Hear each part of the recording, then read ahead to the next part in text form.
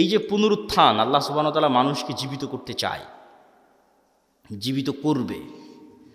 তো মানুষের ডিএনএ যদি এখনকার বিজ্ঞান 10,000 বছর আগে ধরো যে ডাইনোসর চলে গেছে, তার ডিএনএ যদি পাই, তাহলে ওর ক্লোন করে কাছাকাছি ওই মানের ওর ওই ডাইনোসরের কি ছিল না ছিল সব কিছু বের করে নিয়ে আসতে পারবে।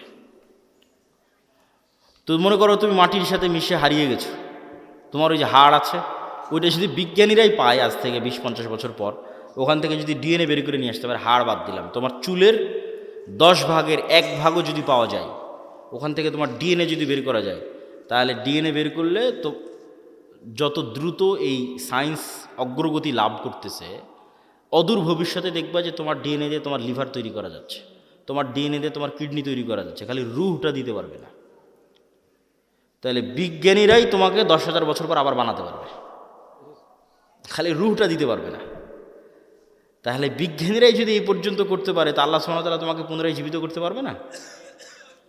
খুবই ভয়ঙ্কর। আল্লাহ সুবহানাহু ওয়া তাআলা অতি দ্রুত এবং অতি সহজে তোমাকে পুনরায় জীবিত করবে। এই জন্য মানুষের শরীরের সাথে মাটির প্রচণ্ড মিল আছে, প্রচণ্ড মিল আছে মানুষের শরীরের সাথে মাটির।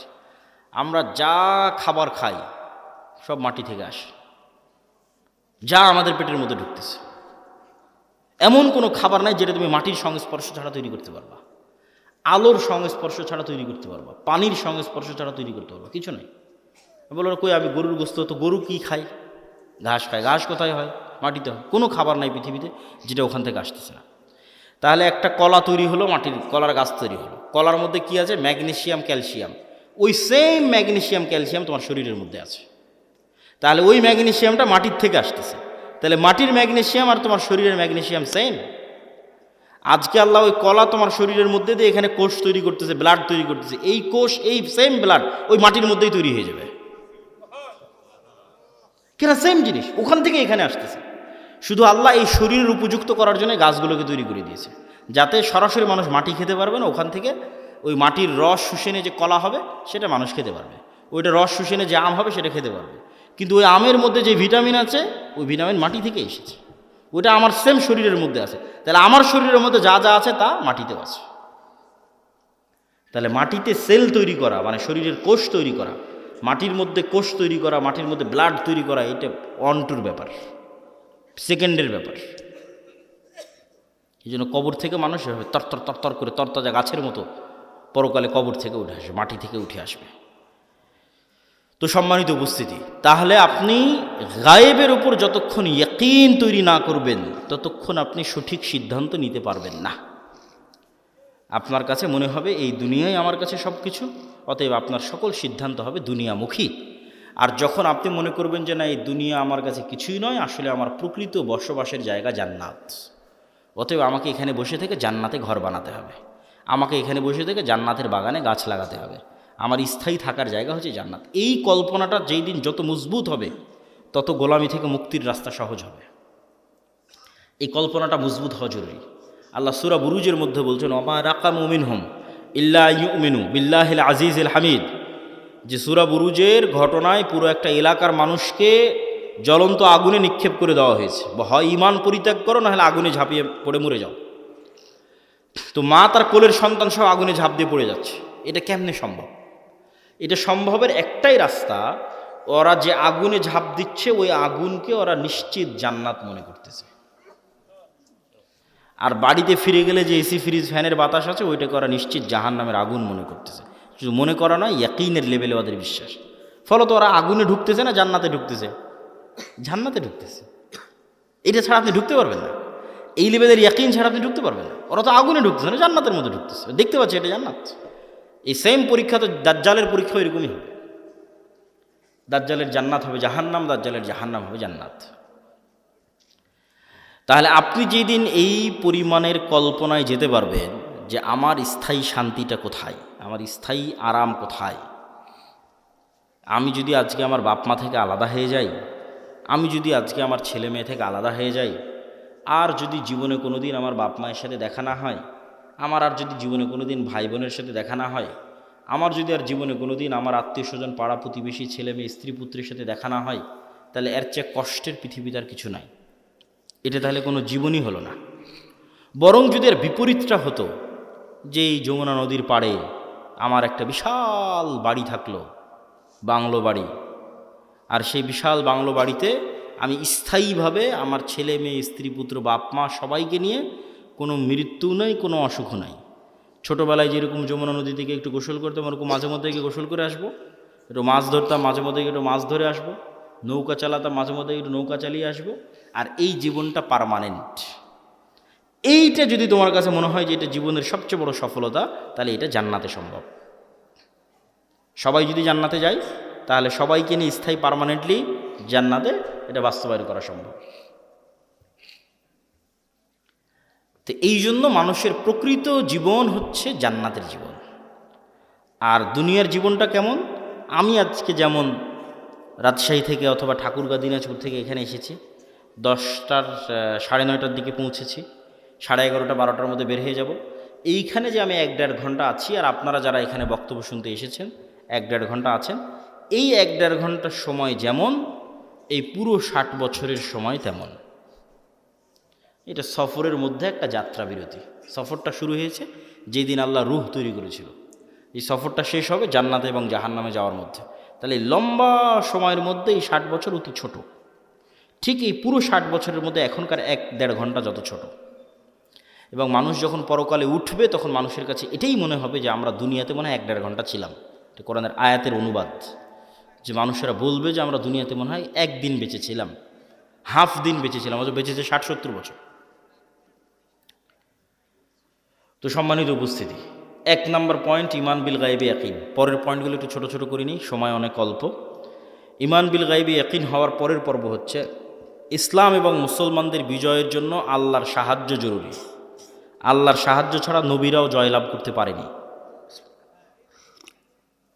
আমাদের নবী মুহাম্মদ সাল্লাল্লাহু আলাইহি সাল্লামও নয়। আল্লাহর সাহায্য নিশ্চিত যদি না হয়, আর আপনি যদি পারমাণবিক বমেরও মালিক হয়ে যান, জয়লাভ করতে পারবেন না। আর আল্লাহর সাহায্য যদি নিশ্চিত হয়, আপনি যদি সবচেয়ে দুর্বল থাকেন, জয়লাভ করতে পারবেন। তো শর্ত আল্লাহর সাহায্য। আল্লাহর সাহায্য আসে কিভাবে? 2টা টেকনোলজিতে আল্লাহর সাহায্য খুব দ্রুত পৃথিবীতে নেমে আসে। টেকনোলজি বললাম বুঝার সুবিধার্থে, ইয়াং জেনারেশনের বুঝার সুবিধার্থে। মূলত 2টা ইবাদতে আল্লাহর সাহায্য পৃথিবীতে নেমে আসে। একটা রাতের সালাত আর একটা সকাল সন্ধ্যার জিকির। রাতের সালাত এবং সকাল সন্ধ্যার জিকির। ঠিক যেমন এই মোবাইলটা লক হয়ে আছে, এই মোবাইল ওপেন হবে যদি এখানে পাসওয়ার্ড দিই, ফিঙ্গারপ্রিন্ট দিই, অথবা ফেস ভেরিফিকেশান অন করি। ফেস ভেরিফিকেশান, আমার চেহারা ও ধরে নিল ক্যামেরাতে, ডানে বামে মুখ করে পুরো চেহারা ধরে নিল, তারপর ওই চেহারার সাথে মিলে গেলেই খুলে যাবে, লক ওপেন হয়ে যাবে। তো আজকের যুগেও অনেক আধুনিক উন্নত প্রযুক্তির দরজা আছে, যেই দরজাগুলো ফিঙ্গারপ্রিন্টে ওপেন হয়, কার্ড পাঞ্চ করলে ওপেন হয়। তো মনে করো আমরা পৃথিবীর সবচেয়ে উন্নত প্রযুক্তির একটা দরজার সামনে দাঁড়িয়ে আছি, যে পৃথিবীর সবচেয়ে উন্নত প্রযুক্তির দরজা, যার লক সিস্টেম, পাসওয়ার্ড সিস্টেম পৃথিবীর যে কোনো লক এবং পাসওয়ার্ড সিস্টেমের চেয়ে বেশি ভ্যারাইটিপূর্ণ। তার 1 নাম্বার শর্ত কি? এখন আমার সামনে একটা খুব উন্নত প্রযুক্তির দরজা, পৃথিবীর সবচেয়ে উন্নত প্রযুক্তির দরজা বন্ধ হয়ে আছে। আমি ওই দরজা খুলতে চাই, খুলতে হলে আমাকে নির্ধারিত সময়ে আসতে হবে। ওর পাসওয়ার্ড সিস্টেমের মধ্যেই এই সিস্টেম আছে, যেখানে নির্ধারিত সময় ছাড়া কাজ হয় না, অসময়ে এসে লাভ নাই।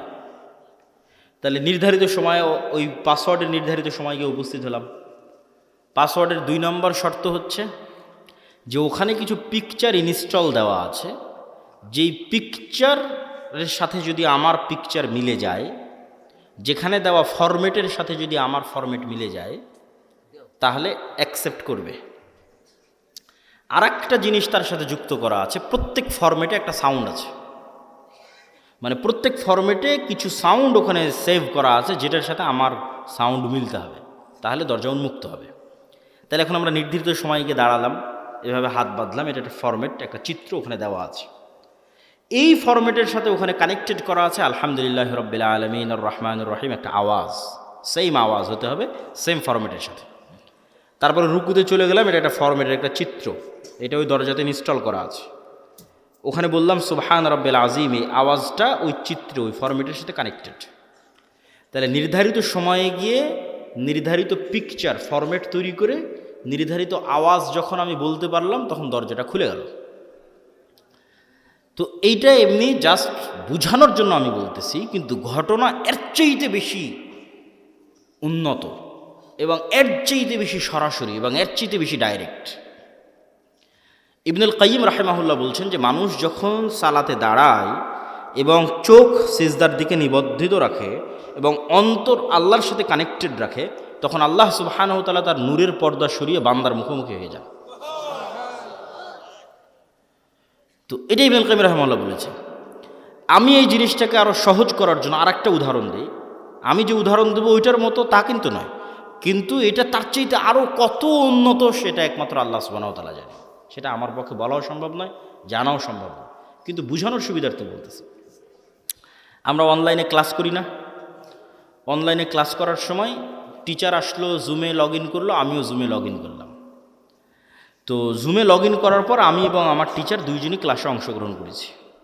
তো আমরা যে ইন্টারনেট ব্যবস্থাপনার মাধ্যমে এবং যে মোবাইল ব্যবস্থাপনার মাধ্যমে সরাসরি আমার টিচারের মুখোমুখি হয়ে ক্লাস করতেছি, সালাত এই ইন্টারনেট এবং এই মোবাইলের যোগাযোগের চাইতে হাজারো কোটি গুণের লক্ষ উন্নত প্রযুক্তি আল্লাহর সাথে ডাইরেক্ট কানেক্ট করার, আল্লাহর সাথে ডাইরেক্ট মুখোমুখি হওয়ার, আল্লাহর সামনে ডাইরেক্ট উপস্থিত হওয়ার। তাহলে আল্লাহর সাহায্য পৃথিবীতে নেমে আসবে, এটার লক এবং পাসওয়ার্ডে আল্লাহর সাহায্যের দরজা উন্মুক্তই হয় সালাত দিয়ে সাথে সাথে। এই জন্য রাসূলুল্লাহ সাল্লাল্লাহু আলাইহি ওয়াসাল্লাম সূর্যগ্রহণে সালাত আদায় করেন, চন্দ্রগ্রহণে সালাত আদায় করেন, বৃষ্টি প্রার্থনার জন্য সালাত আদায় করেন, জানাজার জন্য সালাত আদায় করেন। সালাত আল্লাহর সাথে ডাইরেক্ট কানেকশনের, পৃথিবীর আসমানি জগতের সাথে, গায়েবী জগতের সাথে দুনিয়ার জগতের কানেকশনের মাধ্যম, যোগাযোগের মাধ্যম। এইটি দিয়ে আসমান থেকে সহযোগিতা নেমে আসে। এই জন্য রাসূল সাল্লাল্লাহু আলাইহি ওয়াসাল্লাম বদরের যুদ্ধের আগের দিন লম্বা রাতের সালাত আদায় করতেছে, সবাই ঘুমিয়ে গেছে, উনি ঘুমাননি। আবু বকর রাদিয়াল্লাহু তাআলা আনহু ক্লান্ত হয়ে বলছেন, কাফাকা মুনাশাদাতাকা রাব্বাক, আরে আপনি নবী হয়ে এত বলা লাগে আল্লাহকে, এত লম্বা রাতের সালাত, এত লম্বা দোয়া। কিন্তু মুহাম্মদ সাল্লাল্লাহু আলাইহি ওয়াসাল্লাম খুব ভালো করে জানেন, আবু বকরের চেয়েও ভালো করে জানেন যে আসমান থেকে সহযোগিতা নামাতে হলে সালাতে দাঁড়াতেই হবে, আসমান থেকে সহযোগিতা নিয়ে আসতে হলে রাতে উঠতেই হবে, নির্ধারিত টাইমে, নির্ধারিত ফরম্যাটে, নির্ধারিত আওয়াজে, নির্ধারিত সিস্টেমে অন্তরকে আল্লাহ সুবহানাহু ওয়া তাআলার সাথে কানেক্টেড রেখে সালাতে দাঁড়াতে হবে। তাহলে আল্লাহ সুবহানাহু ওয়া তাআলার সাহায্য নেমে আসবে, এর বাইরে কোনো রাস্তা নেই। আরেকটা ইবাদত যেটা দিয়ে আল্লাহ সুবহানাহু ওয়া তাআলার সাহায্য পৃথিবীতে নামে, এটা বলে বক্তব্যের শেষের দিকে চলে যাব, সেটা হচ্ছে জিকির, সকাল সন্ধ্যার জিকির অথবা এমনিতেও জিকির। জিকিরকে সহজ করে বোঝানোর জন্য আমি বলি, ইয়াং জেনারেশনের বোঝানোর জন্য, সহজ করে বোঝানোর জন্য বলি যে এটা হচ্ছে সাউন্ড টেকনোলজি, শব্দ বা আওয়াজ ভিত্তিক একটা প্রযুক্তি। আমাদের আধুনিক সভ্যতা দাঁড়িয়ে আছে, এই যে ক্যামেরা এবং মোবাইলের সভ্যতা দাঁড়িয়ে আছে আলোর উপর, ওয়েভ তরঙ্গর উপর, যেটা প্রথমে তোমাদের বুঝালাম যে পুরো ইন্টারনেটের এই সভ্যতাটা দাঁড়িয়ে আছে, মোবাইলের এই সভ্যতা দাঁড়িয়ে আছে আলোর তরঙ্গের মধ্যে দিয়ে ডাটা ট্রান্সফার হয়, লিখলে ওখানে থাকে, ভিডিও দিলে ওখানে দেখা যায়, অডিও ভিডিও সবই ওই আলোর মধ্যে আছে, বাতাসের হাওয়ার মধ্যে আছে। ওটাকে ইউজ করে কাজে লাগানো, এটাই হলো আধুনিক সভ্যতার মূল ভিত্তি।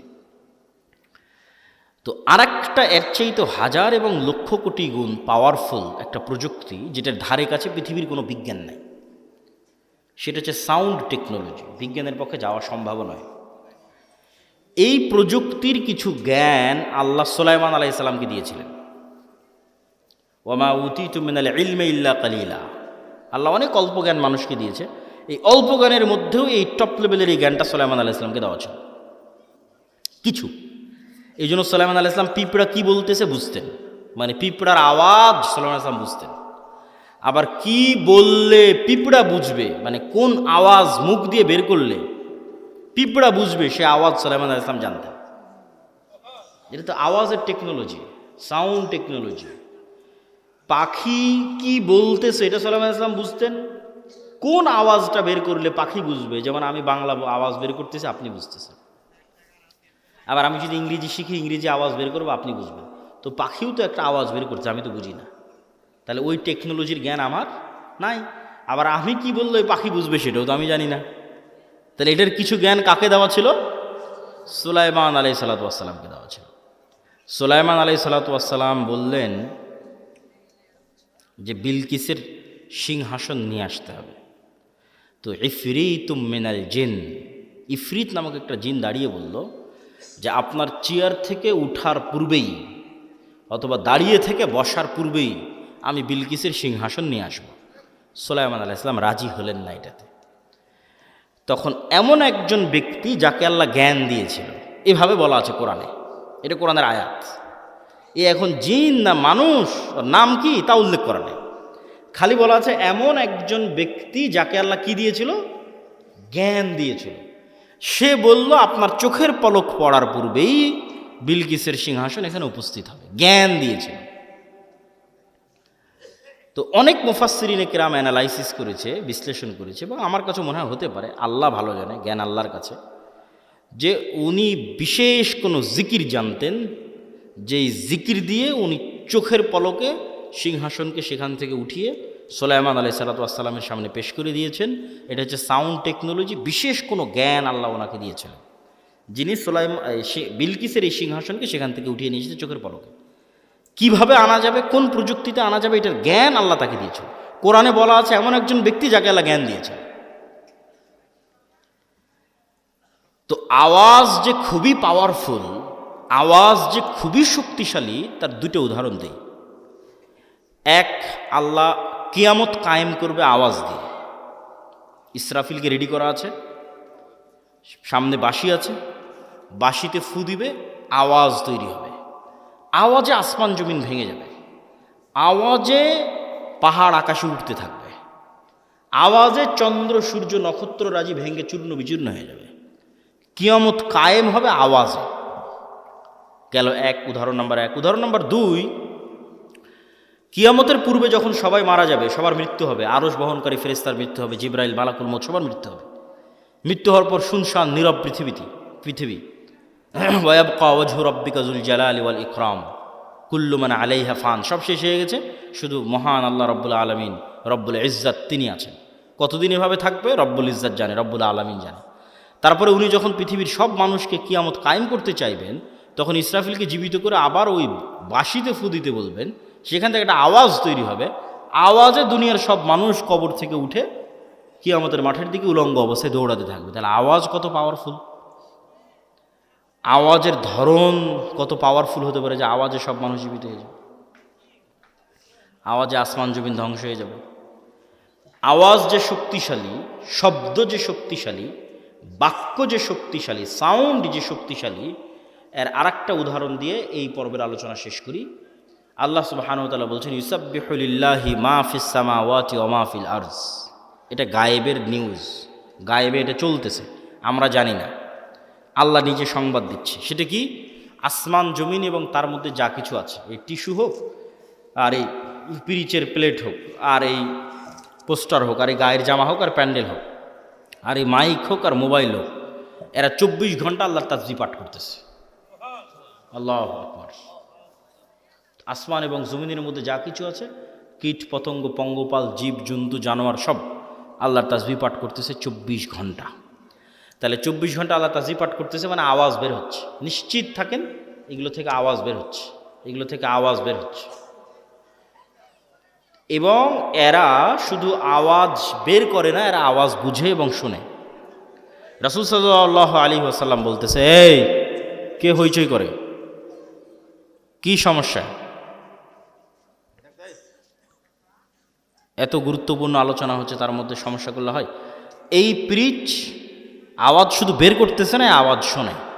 রাসূল সাল্লাল্লাহু আলাইহি ওয়াসাল্লাম বলতেছে, মুয়াজ্জিন যখন আজান দেয়, যতদূর পর্যন্ত তার আওয়াজ যায়, প্রত্যেকটা জীব জন্তু, জড়বস্তু, জড় পদার্থ, কীট পতঙ্গ, পঙ্গপাল, ধূলিকণা, বালিকণা, সব ওই আওয়াজ বুঝে কিয়ামতের মাঠে সাক্ষী দিবে। আল্লাহু আকবার। তাহলে আওয়াজের উপরেই সব দাঁড়িয়ে আছে। এরা 24 ঘন্টা তাসবিহ পাঠ করতেছে, আবার আপনি তাসবিহ পড়লে এরা বুঝতেও পারতেছে। আপনি সুবহানাল্লাহ বলবেন, এ বুঝে সুবহানাল্লাহ। আলহামদুলিল্লাহ বলবেন, এ বোঝে আলহামদুলিল্লাহ, আল্লাহু আকবার বলবেন, এ বোঝে আল্লাহু আকবার। এই জন্য জিকির খুবই পাওয়ারফুল। আর এই জন্য আল্লাহ সুবহানাহু ওয়া তাআলা উম্মতে মুহাম্মাদিকে যেই নিয়ামতটা দিয়েছেন, এটা পৃথিবীর সবচেয়ে শক্তিশালী। মুসা আলাইহি সালাতু ওয়াসসালামের লাঠি এবং ঈসা আলাইহিস সালাতু ওয়াসসালাম যে জীবিতকে মৃত করতেন আর অন্ধকে চক্ষুষ্মান করতেন, টাক মাথায় হাত দিলে চুল গজিয়ে যেত, এগুলো সবগুলোর চেয়ে পাওয়ারফুল হচ্ছে এই কোরআন। কেন মুসা আলাইহিস সালামের লাঠির চেয়ে তো পাওয়ারফুল? কেন এই কোরআন সরাসরি আল্লাহর নিজের আওয়াজ, বলেন আল্লাহু আকবার। আল্লাহর নিজের সাউন্ড, আল্লাহর নিজের শব্দ, আল্লাহর নিজের বাক্য। পৃথিবীতে থাকা একমাত্র কিছু যা ডাইরেক্টলি কানেক্টেড রব্বুল আলামিনের জাতের সাথে, একমাত্র। আর বাকি পৃথিবীর সব আল্লাহর সৃষ্টি। শুধু কোরআন সরাসরি আল্লাহর আওয়াজ, আল্লাহর সাউন্ড, যা আল্লাহর থেকে জিবরাইল আলাইহিস সালাম শুনেছে, জিবরাইল আলাইহিস সালাম থেকে মুহাম্মদ সাল্লাল্লাহু আলাইহি ওয়াসাল্লাম শুনেছে, তার কাছ থেকে আমরা শুনেছি। তাহলে উম্মতে মুহাম্মাদের উপর সবচেয়ে বড় নিয়ামত হচ্ছে কোরআন। আর এই জন্য সবচেয়ে বড় জিকির হচ্ছে কোরআন। সর্বশ্রেষ্ঠ জিকির হচ্ছে কোরআন তেলাওয়াত। কিন্তু এই কোরআন বুঝলে তো, মানলে তো উম্মতে মুহাম্মাদের মুক্তি হবে। কেউ বুঝেও না, কেউ মানেও না, হাফেজ হয়ে শেষ, তাহলে তো হবে না। শুধু কোরআন আরবিতে পড়া শিখে নিলাম দিয়ে শেষ না। কোরআনে আল্লাহ সুবহানাহু ওয়া তাআলা বোঝার জিনিস দিয়েছেন, চিন্তা করার জিনিস দিয়েছেন, এটা খুব জরুরি। তো আমাদের বক্তব্যের শেষ দুইটা পয়েন্ট। আজকের অবশ্য সব আলোচনা আল্লাহর পথে যাত্রা এই বইয়ের মধ্যে আছে। এই বইটা প্রত্যেক মসজিদ, মাদ্রাসায়, স্কুল, কলেজে প্রতি সপ্তাহে অন্তত একদিন সাপ্তাহিক দার্সের অন্তর্ভুক্ত করা উচিত, পাঠচক্র, তালিমি বৈঠকের অন্তর্ভুক্ত করা উচিত। তবে বইটা আজকে নাই, এর আগের প্রোগ্রামই শেষ হয়ে গেছে। আজকে মনে হয় শুধু 2-3টা বই আছে, তার মধ্যে এই উপদেশ একটা, আর কি আছে, আর ফতোয়া সিরিজ একটা, শুধু 3-4টাই বই আছে। উপদেশ 2-3টে আর ফতোয়ার একটা। আগের প্রোগ্রামে সব বই শেষ হয়ে যাওয়াতে আমরা এখানে নিয়ে আসতে পারিনি। তবে কোনো বই না নিলেও আল্লাহর পথে যাত্রা এই বইটা অনলাইনে অর্ডার দিয়ে হলেও, জামিয়া সালাফিতে যোগাযোগ করে হলেও প্রত্যেক মসজিদে, মাদ্রাসায়, ব্যক্তিগত বাড়িতে, পরিবারে একটা করে রাখা উচিত। এটা ঈমান বিল গায়বে ইয়াকিন তৈরি করার জন্য। শেষ 2 পয়েন্ট। সত্যবাদিতা, ন্যায়পরায়ণতার জ্ঞান ও শিক্ষা। পৃথিবীতে গোলামি থেকে মুক্ত হওয়ার জন্য এবং নেতা হওয়ার জন্য আল্লাহ কিছু ফাংশন পৃথিবীতে রেখেছেন। এতক্ষণ যেগুলো বলে মানে সব গায়েবের ফাংশন, এখন বাস্তব জগতের ফাংশন বলি। বাস্তব জগতেও কিন্তু আল্লাহর তৈরি করা ফাংশন কাজ করে। যেমন আল্লাহ আগুন তৈরি করেছে জ্বালানোর জন্য। আল্লাহ ছুরি বা লোহাকের মধ্যে ওকে যার গলায় ধরবেন কেটে যাবে। এগুলোর মধ্যে কাটার শক্তি, জ্বালানোর শক্তি আল্লাহর দেওয়া, মানুষের পক্ষে দেওয়া সম্ভব নয়। তো আগুন জ্বালাবে এই সিস্টেম আল্লাহর দেওয়া, ছুরি কাটবে এই সিস্টেম আল্লাহর দেওয়া।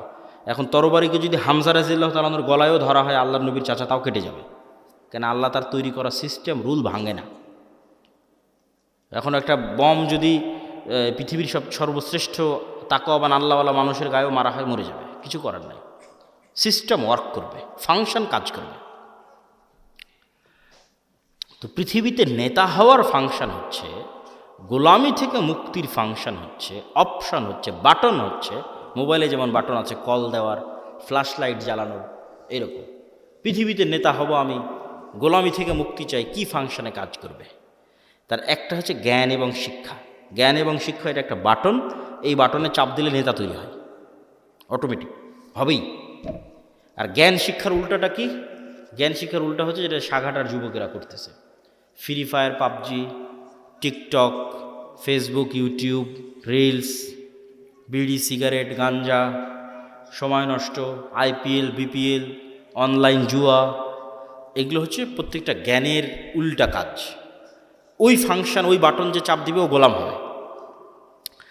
এখন পৃথিবীতে যদি আমেরিকা এবং ইউরোপের এবং ইসরায়েলের ইহুদিরা জ্ঞান অর্জন করে আর সাঘাটার যুবকেরা যদি এগুলো করে, তো আল্লাহ সুবহানাহু ওয়া তাআলা কখনোই তার রুলস ব্রেক করে, তার সিস্টেম ব্রেক করে এসে বলবে না, এই ইহুদিরা, খ্রিস্টানেরা, তোরা থাম, তোরা তো অনেক জ্ঞান অর্জন করতেছিস, তোদেরকে নেতা হতে দেওয়া যাবে না।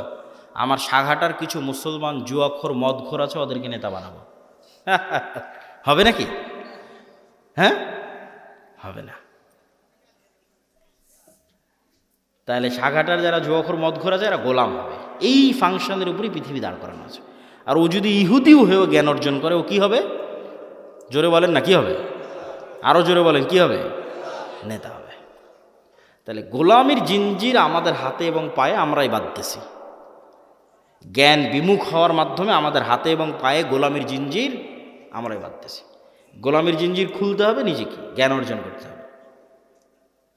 জ্ঞান এবং শিক্ষা ছাড়া গোলামি থেকে মুক্তির কোনো রাস্তা নাই। 2 নম্বর আর একটা বাটন হচ্ছে ন্যায়পরায়ণতা এবং সত্যবাদিতা। আর এর উল্টা বাটনটা হচ্ছে 2 নম্বরই রাস্তা, ধোঁকাবাজির রাস্তা, দুর্নীতির রাস্তা, মিথ্যার রাস্তা। তাহলে এই 2 নম্বর মিথ্যা, দুর্নীতি, ধোঁকাবাজি, এটা হচ্ছে গোলামির রাস্তা। সত্যবাদিতার ন্যায়পরায়ণতা হচ্ছে নেতা হওয়ার রাস্তা। তাহলে তোমাদের 300 আসনের যে এমপিরা আছে, এরা সবাই গণতান্ত্রিক সিস্টেমের মধ্যে লবি, লিয়াজু, ধোঁকা, টাকা পয়সা, লেনদেন, এই গোলামির রাস্তার মধ্যে দিয়ে তারা নেতা হচ্ছে। তাহলে এই গোলামির কালচারের মধ্যে দিয়ে যারা এমপি হচ্ছে, এরা নেতা না গোলাম? এত আস্তে বললে হবে? নেতা না গোলাম? গোলাম। নেতা নয়। আপনি মনে করছেন নেতা, কিন্তু নেতা নয়। কেন নেতা নয় সেটাও বলে দিই, যে এই 2 নম্বরই রাস্তার কালচারের মধ্যে দিয়ে এমপি হচ্ছে, মিনিস্টার হচ্ছে, প্রাইম মিনিস্টার হচ্ছে, ওকে কালকে ভারত আর আমেরিকা টাকা দিয়ে কিনে নিতে পারবে। ওকে বলবে যে বাংলাদেশে যা দুর্নীতি করার লাগে করো, সব টাকা পাচার করে আমার দেশে পাঠাও, জনগণ যখন ধরে মার দিবে আমার দেশে চলে আসে। তাহলে ও নেতা না গোলাম? গোলাম। তাহলে ততক্ষণ নেতা হওয়া যায় না যতক্ষণ শতভাগ সত্যবাদী ন্যায়পরায়ণ না হওয়া যায়। আর কোন রাস্তা নাই পৃথিবীতে নেতা হওয়ার। ওসি, ডিসি, এসপি, মন্ত্রী, মিনিস্টার, এসিল্যান্ড, সাব রেজিস্ট্রার, মাদ্রাসার শিক্ষক, প্রধান শিক্ষক, আলেম, ওলামা, হুজুর, ইসলামী দল, সংগঠন, সবার মধ্যে বাহ্যিক ইসলাম আছে। বেশিরভাগের মধ্যে 50% হয়তো সালাত আদায় করে, 60-70% হয়তো উমরা করে। কিন্তু এই চেয়ারটাতে যখন বসতেছে, তখন চেয়ারের আমানত আর রক্ষা করে না। তখন 2 নম্বরই রাস্তা অবলম্বন করে, ঘুষ, সুদ, দুর্নীতি, টাকা পয়সা সবগুলোর মধ্যে ঢুকে পড়ে। তাহলে সে আসলে বুঝেইনি ইসলাম কি, সে আসলে মোনাফিক। সে কি? মোনাফিক। এটা রাসূল সাল্লাল্লাহু আলাইহি ওয়াসাল্লামের হাদিস যে সে মোনাফিক। এখন আপনারা সাগাটার মানুষ কেমনে পরীক্ষা করবেন যে আপনি নেতা হওয়ার যোগ্য না যোগ্য নন? জ্ঞান আর শিক্ষার পরীক্ষা তো এমনি করতে পারবেন, জ্ঞান অর্জন শিক্ষার সাথে আছেন কিনা। ন্যায়পরায়ণতা, সত্যবাদিতার পরীক্ষা কেমনি করবেন? আপনারা যদি আপনাদের পিতার সম্পত্তিতে নিজ নিজ বোনকে ন্যায়ের সাথে, ইনসাফের সাথে তার যে সম্পত্তি পাওয়ার হক সেটা দিয়ে থাকেন, তাহলে আপনার মধ্যে নেতা হওয়ার গুণ বিরাজমান আছে। আর যদি না দিয়ে থাকেন, যমুনার চরেরটা বোনকে, আর যেটা বেশি দামি রাস্তার পাশে উঁচু সেটা নিজে, ভিটা বাড়ি নিজের, আর যেটাতে আবাদি হয় না, ডুবে থাকে 6 মাস, সেটা বোনের, অথবা দেনইনি বোনকে, তাহলে আপনার মধ্যে গোলামির স্বভাব বিরাজমান আছে। আপনিও গোলাম, আপনার পরবর্তী 14 পুরুষ পর্যন্ত গোলাম থাকবে। এবং আপনাকে যদি আমি আজকে বাংলাদেশের প্রধানমন্ত্রী বানিয়ে দিই, আপনি গত 16 বছরের চেয়ে বেশি দুর্নীতি করবেন। তাহলে এই যতক্ষণ পর্যন্ত নিজ নিজ জায়গা থেকে সবাই সত্যবাদী এবং ন্যায়পরায়ণ না হয়ে, যতক্ষণ মতো বুঝেইনি ইসলাম কি, ওদের নিজেকেই ধোকা দিচ্ছে। মনে করছে আরে আমি হজ করলাম, ওমরা করলাম, সালাত আদায় করলাম, মসজিদ মাদ্রাসায় দান করলাম, বিশেষ অতিথি, প্রধান অতিথি হয়ে বসে আছি, আর কি? সব মুনাফিক। ইজা তুমি না খানা, মুনাফিকার আলামত হচ্ছে দায়িত্বের আমানতের সাথে খেয়ানত করে। এদের অন্তরে ঈমান ঢোকেনি, এদের বাহ্যিক ইবাদত কবুল হবে না, এদের বাহ্যিক ইবাদত কাজে দিবে না। লা ঈমান লিমান লা আমানাতা লাহু। যে অন্তরে ঈমান ঢুকে গেছে, ওই অন্তরে আমানতের খেয়ানত ঢুকতে পারে না। যে অন্তরে আল্লাহর ঈমান ঢুকে গেছে, ওই অন্তরে 2 নম্বরই রাস্তা ঢুকতে পারে না। সম্মানিত উপস্থিতি, আল্লাহ সুবহানাহু ওয়া তাআলা আমাদের এই 5টা পয়েন্টের উপর, ঈমান বিল গায়বে ইয়াকিন, তারপরে হচ্ছে আল্লাহর সাহায্য ছাড়া বিজয় হয় না, আল্লাহর সাহায্য দুনিয়াতে আনার জন্য রাতের সালাত, সকাল সন্ধ্যার জিকির, 5 ওয়াক্ত সালাত তো লাগবেই, না হলে আল্লাহ গণার মধ্যেই ধরবে না, কাউন্টের মধ্যেই ধরবে না। তার পাশাপাশি সর্বোচ্চ পর্যায়ের জ্ঞান এবং সর্বোচ্চ পর্যায়ের শতভাগ ন্যায়পরায়ণতা এবং আমানতদারিতা। এরকম যদি 500টা মানুষও তৈরি হয়, শুধু বাংলাদেশে না, পৃথিবীতেই ইসলাম বিজয়ী হয়ে যাবে। শুধু বাংলাদেশে না, ইনশাআল্লাহ।